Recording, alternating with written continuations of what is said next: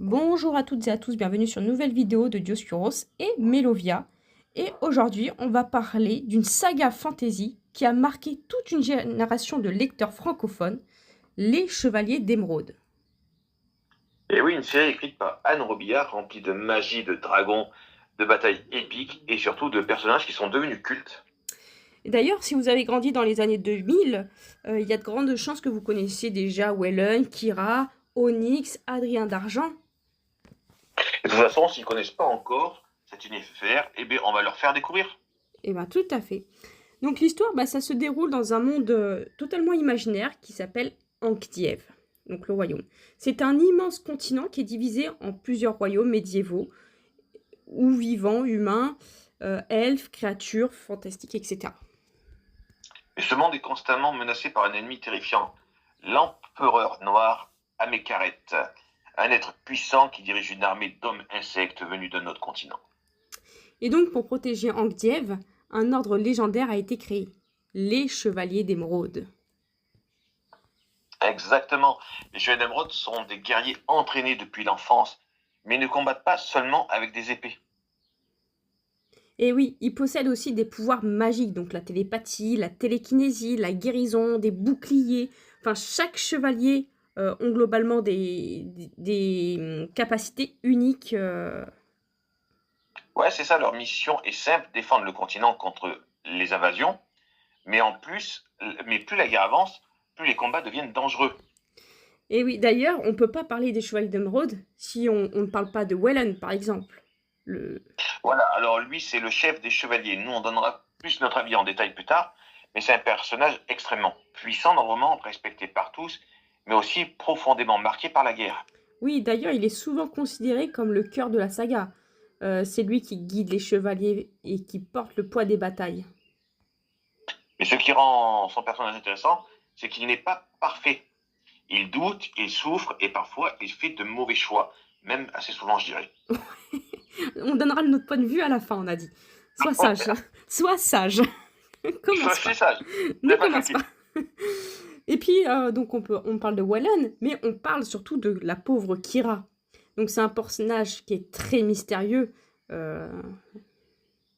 Ouais, Kira est une enfant différente. Elle possède des caractéristiques étranges qui la lient directement à leur ennemi. Oui, et puis elle a pas un... Bon, ça, on en parlera à la fin. On est sage. Malgré ça, il y a les chevaliers qui décident de la protéger, mine de rien, parce que c'est une ancienne prophétie qui annonce qu'elle pourrait sauver Ankdiez. Ou le détruire. Des deux. Ouais. Un des deux. Ce qui a rendu cette saga aussi populaire, c'est son mélange entre aventure, émotion et fantaisie. On suit les personnages pendant des années et des générations, et plus les tomes avancent d'ailleurs, plus il y a de personnages. Oui. On les voit grandir, tomber amoureux, perdre des proches, évoluer tout simplement. Ouais. Et contrairement à beaucoup de sagas de jeunesse, les enjeux sont parfois assez sombres, hein, contrairement à d'autres plus classiques. Et d'ailleurs, il y a eu des morts qui ont beaucoup traumatisé certains lecteurs. Ouais, mais on va pas les spoiler pour donner envie aux gens de lire le truc. Ah, dommage, tu connais ma passion pour spoiler. C'est ça.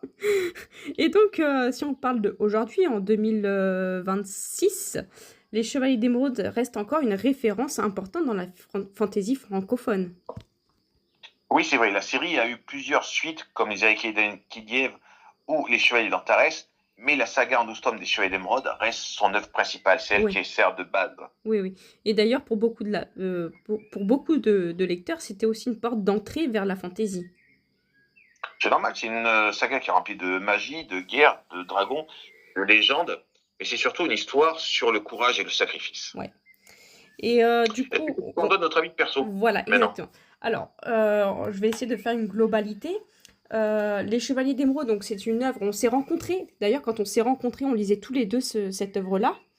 Exactement, les temps. Voilà, moi j'avais 16 ans, toi t'en avais 58. Et... oui.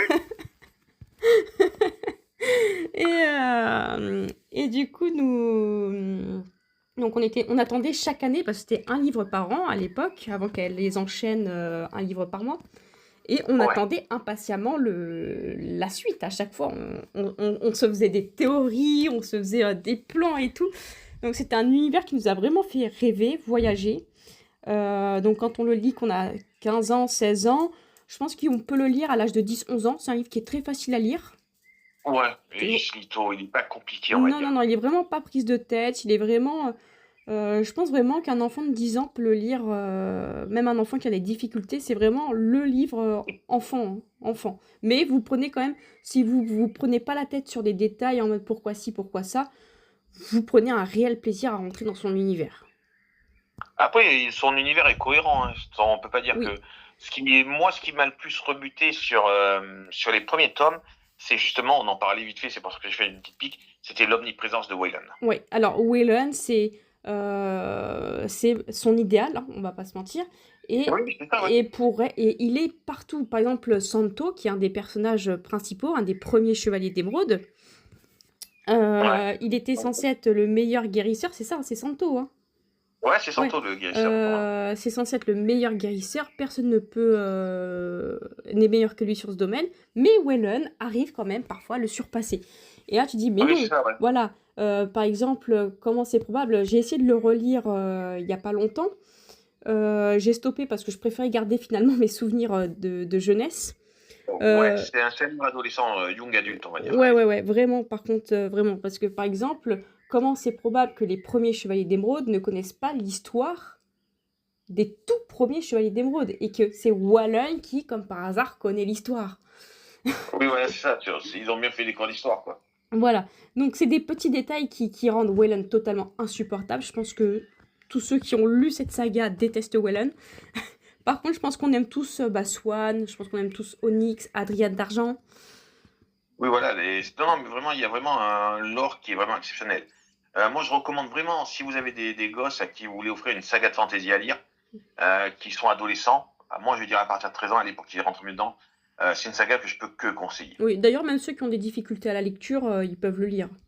Oui, oui. D'ailleurs, Oui. j'ai commencé la lecture grâce au Chevalier d'Émeraude. Ouais, Oui, c'est excellent. vraiment une très bonne saga et qui est vraiment à portée de tout lecteur, hein. Ceux qui ont des difficultés peuvent prendre plaisir à le lire. Il est vraiment très très simple. Donc, voilà, ben, on va peut-être partir sur la conclusion. T'en penses quoi, toi? Oui. Donc, ben, vous, pour ceux qui ont lu Les Chevaliers d'Émeraude, dites-nous quel était votre personnage préféré. D'ailleurs, toi, c'était quoi, Dioscuros, ton personnage préféré? Alors, moi, j'avoue que c'est Onyx et Adrian. Ah ouais, j'avoue, claque, hein. Ils sont Ils bons, sont, hein. ils sont particuliers. Ouais. Mais en tout cas, vous dites-le nous en commentaire, on sera curieux de savoir. Voilà. Et du coup, bah, si aussi elle vous a rendu nostalgique, tout comme nous, hein. Et on n'aime pas trop le demander, mais si vous avez aimé ce contenu, n'hésitez pas à liker, à vous abonner, à partager la vidéo. Ça fera grandir cette petite chaîne qui est toute nouvelle et nous motivera à faire plus de contenu dessus. Voilà. Si vous êtes sage. Voilà. Allez, à toutes. Et à bientôt pour de nouvelles aventures. Allez, ciao, ciao à tous.